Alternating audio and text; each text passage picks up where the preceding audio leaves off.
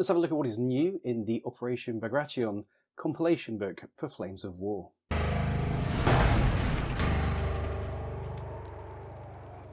Welcome to the Dice Gods, my name is Hydra, and today we are going to have a look, as I say, at the Operation Bagration book for Flames of War. This epic tome from Battlefront Miniatures is the compilation of all of the books which were released over a number of years, several years ago, covering the main factions which were involved in Operation Bagration. For those of you who are not familiar, this is the drive across the Eastern Front by the Soviets to push the Germans out. So in 1944, so the Germans had tried to invade the Russia basically, and its associated states. Got so far, the winter had hit, it all stalled, and then it all started going wrong. Bagration was the pushback. This was what ended up in the drive to Berlin and the collapse of the German army and the Nazis and everything. So this is very much the beginning of the end for the Germans. If you're not familiar, as I say, these books were released individually some years back, and they're not really available now. So this is a compilation and an update for all of the nations, plus an extra nation, which were released for that sequence of late war books. Now, I'd like to thank Battlefront for sending us a copy of this in PDF. It's great they still support the channel and give us things to have a look at and get out early, so thank you so much for that, guys. And let's progress with some other people we need to be thankful for. Huge thanks to our members and patrons, of course, especially Chris Sexton and Mr. Cheshire, Jim Callahan, Michael Rowan and Robert Foster at the top tiers. The priest there as well, growing number of you guys, which is phenomenal. And then we have the other acolytes as well, which are supporting the channel. It's amazing. I can't thank you all enough for the support you give the channel. Helps me do this, helps me do more stuff, so thank you all so very much. If you would like to get involved with that, where you do get exclusive content and exclusive bits and pieces, Discord channel and all this kind of stuff, do check out in the description below, and it's less than the cost of a cup of coffee per month, and it helps me immensely, so please do consider that. Enough of me. What's in the book? It's a beast. This is an absolute beast of a book. Let's not mess about with that. And that's why we're going to be looking at some of my picks for the changes in this book, not deep diving, because there is so much. There are over 330 pages in this book. If you hit somebody with this, they're going to know all about it. It is a beast. Now, we cover 6 different nations. And for those of you who have the Bagration books from before, you can start playing Spot the Difference. In here, you're going to find 14 German formations. That is more than was in the German book. 4 Finnish formations, 10 Hungarian formations, 5 Romanian formations, 21 Soviet formations, and a Polish formation, which is interesting because there were no Polish national rules or anything like that released during the initial Bagration release schedule. So Polish is a new nation. There are additional support options. There are fortified city rules and river crossing rules. There are also all of the national rules that apply, including for the Polish formations and stuff like that. There is a vast amount of stuff in this book. This book is rammed. So consequently, we're just going to do the stuff that I found interesting or that I found cool and I want to talk about. That's going to have to be. If you want to find out the rest of that, you're going to have to buy the book yourself. Sorry about that, people. But let's start with the Germans. They now have 6 infantry formations and 8 armoured formations. Specifically, we are looking at the addition of a Bagration Tiger II company, Ostfront SS Panzer Battle Group, and Ostfront SS Panzergrenadier Battle Group. From memory, the 2 SS battle groups were originally in command cards. They didn't have a formation in the book. You had to buy the command cards, and they were a separate thing. Looking at some of the other later nations, which I'm not that familiar with, but having done a bit of research, it looks like that is a common thing. Popular or useful formations that were delivered in the Bagration release as a command card, so with the deck of cards that you can use to upgrade your units, have been folded in as their own formations now, which is a much easier way of doing it, a much cleaner, tidier way of having that kind of thing. So, but yeah, Tiger II on the Eastern Front. I mean, I'm a big fan of big cats, so unsurprisingly. So this formation is quite interesting. I mean, it's Tiger IIs. They are, of course, obscenely expensive. And if you take this formation, you are only taking armour. There's no real, there's no infantry here at all. There's no nothing like that. So it is all the Tigers or all the Tiger 2s all the time. Looking at their actual performance, you can get between 2 and 4 in an individual platoon. They're aggressive, so they hit on 3+, but to be honest with you, with front armour 16, do we care? Not so much. The motivation and the skill being 4+, however, could make life a little bit more complicated. I mean, they've got the Tiger Ace, they have Last Stand 2+, and they have a remount on 3+, so they are going to hang around when things go wrong, but making those skill checks, and if you need to get into assault, yeah, things aren't going to go so well for your Tiger 2s, and they are liable to be swarmed by infantry and stuff like that. They're, of course, relatively slow, with the 10, 12, 16, 18-inch road dash, and the 3+ cross-check, because weighing as much as a small herd of elephants does mean that a bush can ruin your day. But, you know, I know, I'm being facetious. The main gun, 48-inch range, 80-17, 3+ firepower is nasty. So this company it's got a lot of hard-hitting stuff in it, but you're not going to get a lot of things on the board. A standard 100-point game, you're not going to get many of these. So I don't see this necessarily being a competitive choice. Maybe something you'd take in support, but even then, yeah, they're a lot of fun. Not necessarily competitive per se. Then we have the Ostfront SS Panzer Battle Group. So, I mean, this is much more like the stuff that we were familiar with in the original Bagration books, or Bagration books. I'm going to mispronounce that. See how many different ways of pronouncing that through this video. So you have your Panthers, you have your Panzer IVs, you have Tigers, and then as an optional choice, we actually have the opportunity to take armoured infantry in there as well. So you have that kind of combined arms type feel. So it lets you make quite a durable core formation, which is great because obviously if it runs away, game's over. So it is nice that you can mix in infantry with all of the armour. So that's cool. The Panzers themselves, which give you a flavour of the SS, hit on 4+, motivation 3+, and skill 3+. So they're not going anywhere. Front armour 9 on these, 80-14, 40-inch range and 3+ firepower. It's a Panther. It's going to mess with anything you stick in front of it, although you're not going to get many of them because, again, expensive. Not Tiger 2 expensive, but still pretty dear. You're going to know that you've bought some, let's put it that way. Next up, the SS Panzergrenadier Battle Group. This, again, is the same but from the other direction. So here we have a lot of infantry which you can take either on foot or you can take armoured. And then as your optional choices, you can take Panthers, Panzers, IVs, Tigers or Stugs. In fact, this formation is so huge that it goes onto a second page, because in addition to that armour, you can then add half-tracked armour. You've got artillery that goes in there, AT guns, Jagdpanzer IVs as well can be added, and Marders can be added.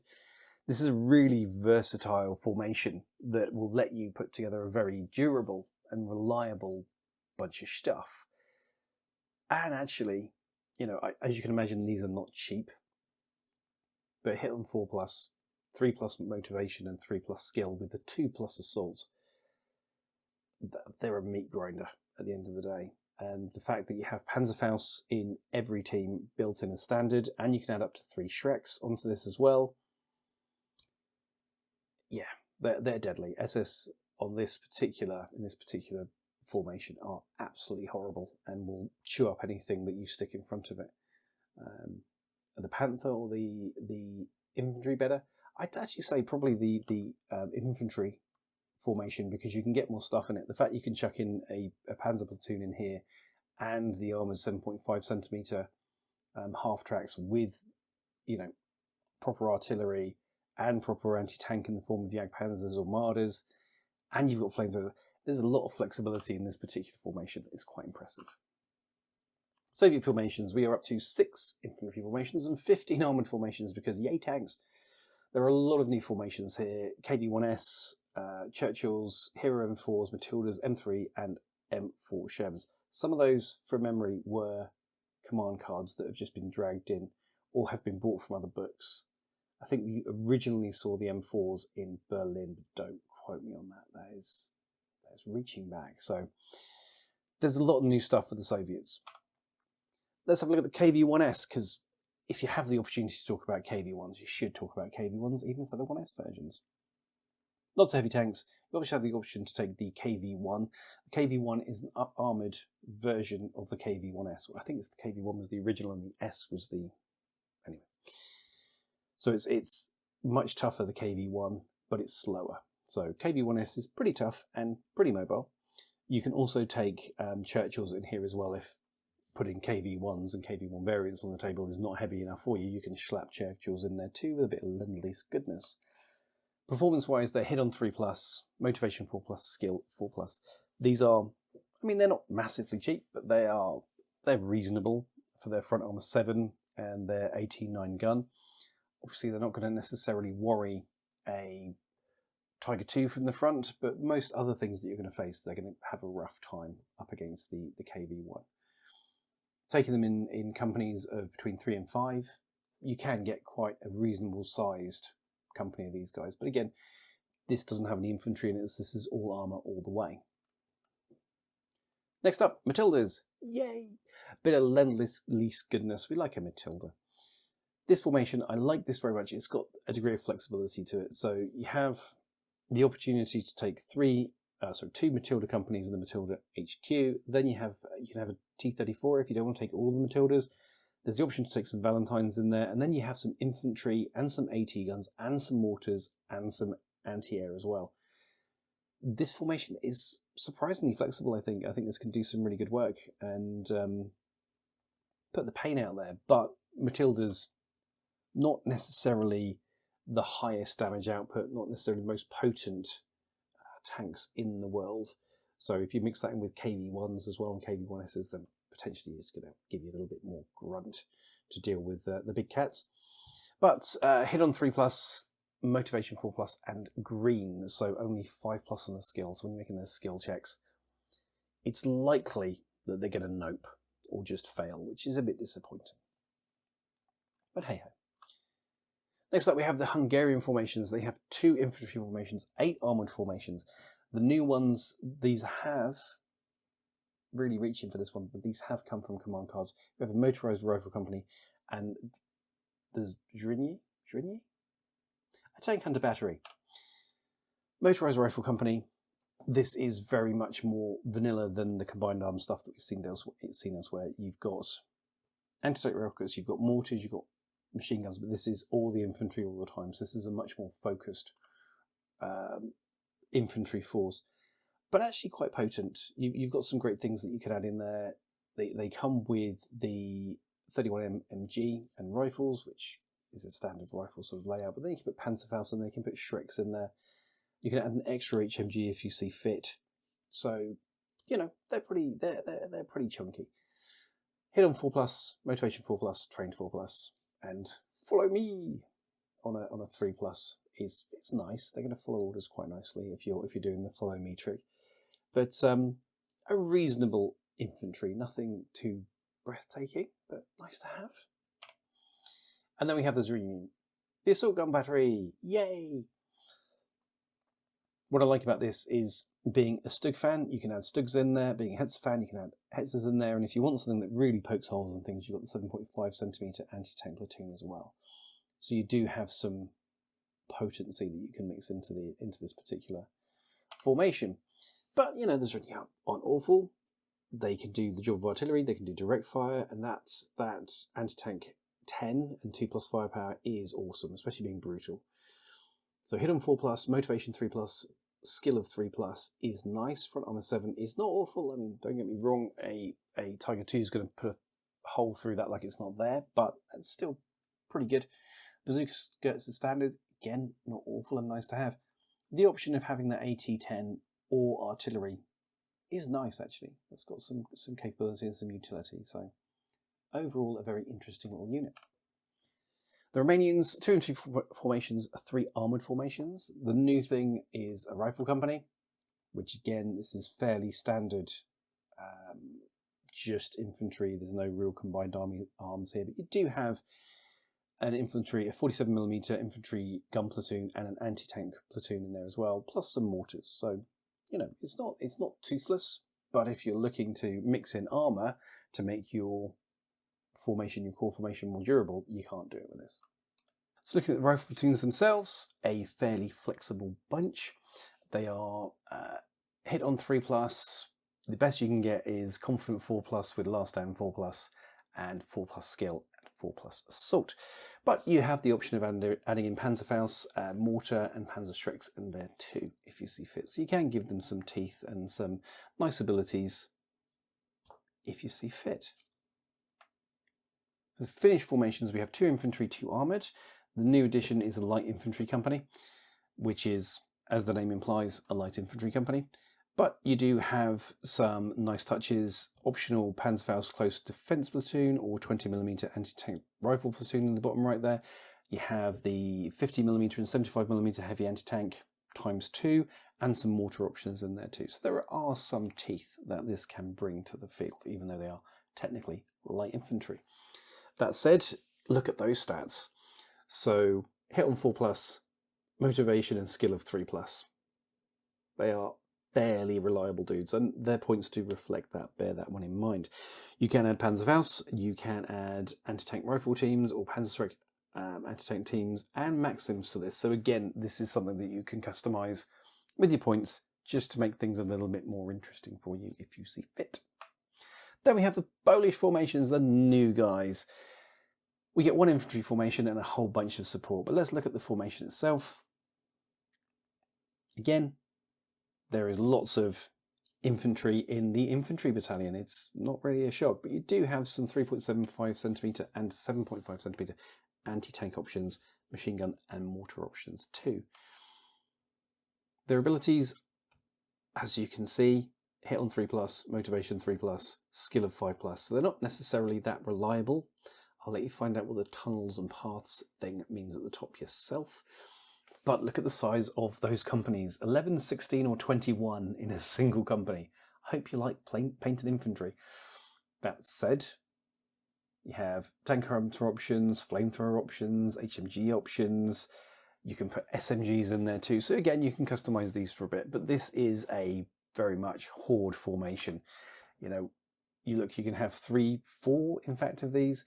So you could, if you wanted, have 84 stands of infantry. I'll let you find out whether that fits with points cost, but you could. That's one of the options, which is just filth. And it's nice to see Polish in there. It's nice to have an addition. I think this is a really interesting book. I think it's added some things. It's made some quality of life changes that you don't have to use those cards. It's interesting, actually. This is the first one of these compilations that we've had that doesn't have army boxes released with it. There are no new army boxes for this. But we do have new formations to keep things interesting. And for my money, the Bagration era is one of the most interesting because we're starting to get the really big stuff by that point into the game. I'm a big fan of big cats. German player by the grace of God, I guess. So the big cats, have the big stuff, the heavy stuff. I like that. That was coming on the Soviet side, that was coming on the German side, but it still was quite flexible and you had options with regards to what you did with formations of having infantry and having tanks in together. It was a really interesting time. So I think this book is a really cool one. If you missed out on any of these books or you've recently got into the game, this is a must buy. If you are already in possession of all the bits and pieces around Bagration, is there enough here to warrant you buying it? I leave that between you and your wallet, to be honest with you. I probably will, because there's some stuff in Bagration that I didn't get that I would have liked, especially the other, like Axis powers, Hungarians, etc. It would be nice to have those as options to play as well, but there you go. So what do you think? Are you enjoying these sort of compendium books? Do they work for you? You picking them up, get into them? And how are you finding Flames of War at the moment as we hold our breath and we wait for early war and mid war to come back round? Where are you at? Are you still finding you're playing this a lot? Are you still loving the system? Let me know in the comments below, but thank you once again to Battlefront Miniatures for sending us through this for a review. We appreciate it very much, and thank you for watching, and we'll see you all again soon. Goodbye.